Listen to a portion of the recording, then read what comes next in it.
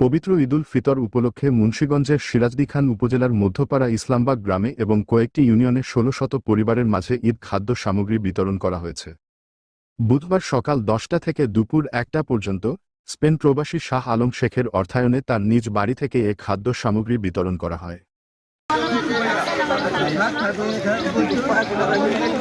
এতে ১০ কেজি চাউল, ১ কেজি মসুর ডাল, ১ লিটার সয়াবিন তেল, ২ প্যাকেট সেমাই, ১ কেজি চিনি, প্যাকেট দুধ, পেঁয়াজ হতদরিদ্র ও নিম্ন আয়ের পরিবারের মাঝে দেওয়া হয়।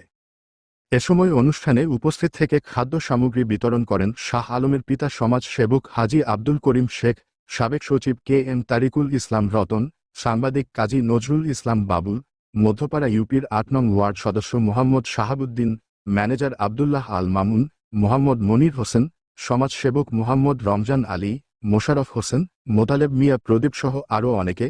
ঈদ উপলক্ষে এসব সামগ্রী পেয়ে খুশি হতদরিদ্র নিম্ন আয়ের মানুষেরা।